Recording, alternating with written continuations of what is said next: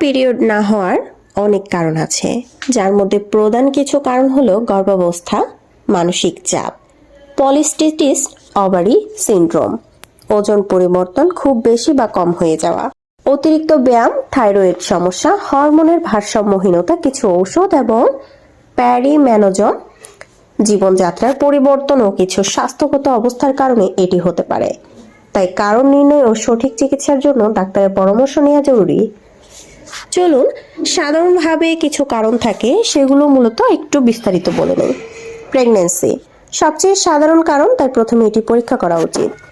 মানসিক চাপ, অতিরিক্ত মানসিক চাপ বা হতাশা হরমোনের ভারসাম্য নষ্ট করে পিরিয়ড বিলম্বিত করতে পারে। হঠাৎ অতিরিক্ত ওজন কমা বা বাড়া, খুব কম ওজন থাকা পিরিয়ডকে অনিয়মিত করতে পারে।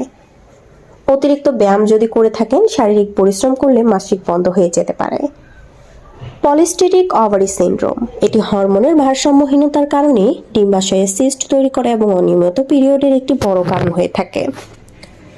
থাইরয়েড সমস্যা, থাইরয়েড গ্রন্থির সমস্যা হরমোনের উপর প্রভাব ফেলে।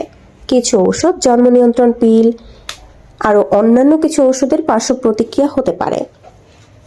প্যারিমেনোপজ, এর কোঠায় বা তারপরে হরমোনের ওঠানামার কারণে মেনোপজের আগে পিরিয়ড অনিয়মিত হতে পারে। এবং অন্যান্য যে কারণগুলো থাকে সেগুলো হচ্ছে জরায়ুতে ক্ষতের কারণে হতে পারে, কিংবা বিভিন্ন ধরনের খাদ্যাভ্যাসের পরিবর্তনের জন্য হতে পারে। এখন আপনাদের প্রশ্ন হচ্ছে কখন ডাক্তারের কাছে যাবেন।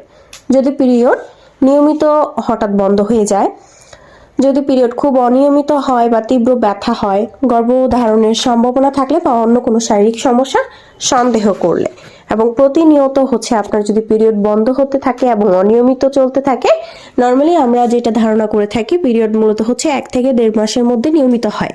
সো 1 থেকে 1.5 মাসের মধ্যে যদি আপনার প্রতি মাসেই হয় তাহলে কোনো সমস্যা নেই। যদি সেটা 1.5 মাসের বেশি সময় ধরে বন্ধ থাকে, তারপর কন্টিনিউ হয় এবং ব্যথা অনুভব করেন, তাহলে আপনাকে অবশ্যই ডাক্তারের শরণাপন্ন হতে হবে। এইসব বিষয় নিয়ে আপনাকে কখনোই বসে থাকা উচিত নয়, অবশ্যই এর সমাধান চাইতে হবে।